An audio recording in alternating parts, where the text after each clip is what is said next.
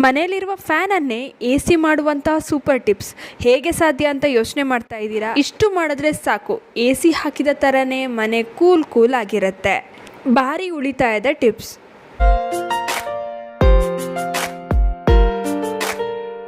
ನಮಸ್ತೆ, ವಿಭಿನ್ನ ಸಲಹೆಗಳು ಚಾನಲ್ಗೆ ಸ್ವಾಗತ.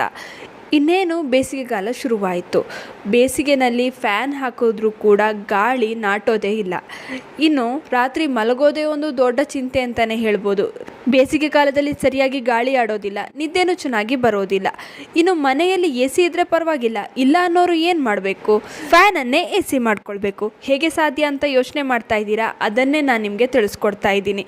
ಈ ರೀತಿ ಮಾಡೋದ್ರಿಂದ ಫ್ಯಾನಿಂದ ಬರೋ ಗಾಳಿ ತಂಪಾಗಿ ಬರುತ್ತೆ, ಎ ಸಿ ಹಾಕಿದ ಹಾಗೆ ಕೂಲಾಗಿರುತ್ತೆ.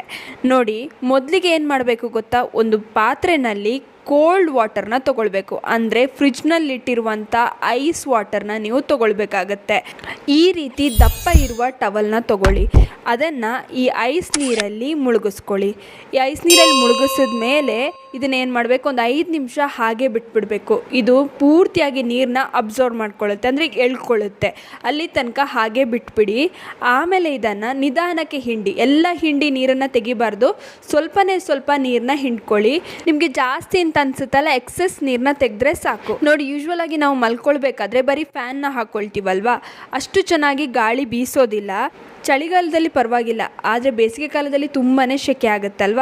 ಅವಾಗ ಏನು ಮಾಡಬೇಕು ಅಂದರೆ, ನೀವು ಬೆಡ್ರೂಮಿಗೆ ಬಂದಿದ್ದ ತಕ್ಷಣವೇ ಕಿಟಕಿ ಹಾಗೂ ಬಾಗಿಲನ್ನ, ಅಂದರೆ ಡೋರ್ನ ಕ್ಲೋಸ್ ಮಾಡಬೇಕು. ನಾವು ಸಾಮಾನ್ಯವಾಗಿ ಎ ಸಿನ ಹಾಕಬೇಕಾದ್ರೆ ಡೋರ್ ಹಾಗೂ ವಿಂಡೋನ ಕ್ಲೋಸ್ ಮಾಡ್ತೀವಲ್ಲ, ಅದೇ ರೀತಿ ನೀವು ಕೂಡ ಡೋರ್ನ ಹಾಗೂ ವಿಂಡೋನ ಕ್ಲೋಸ್ ಮಾಡ್ಕೊಳ್ಬೇಕು. ರೂಮ್ನ ಪೂರ್ತಿಯಾಗಿ ಕ್ಲೋಸ್ ಮಾಡಿ ಒಂದು ಚೇರ್ ಮೇಲೆ ಈ ರೀತಿಯಾಗಿ ಈ ಕೋಲ್ಡ್ ಬಟ್ಟೆನ, ನಾವು ಯಾವಾಗಲೇ ಅದ್ದಿರ್ತೀವಲ್ಲ ಕೋಲ್ಡ್ ನೀರಲ್ಲಿ, ಆ ಬಟ್ಟೆನ ಕರೆಕ್ಟಾಗಿ ಫ್ಯಾನ್ ಕೆಳಗಡೆ ಹಾಕಬೇಕು.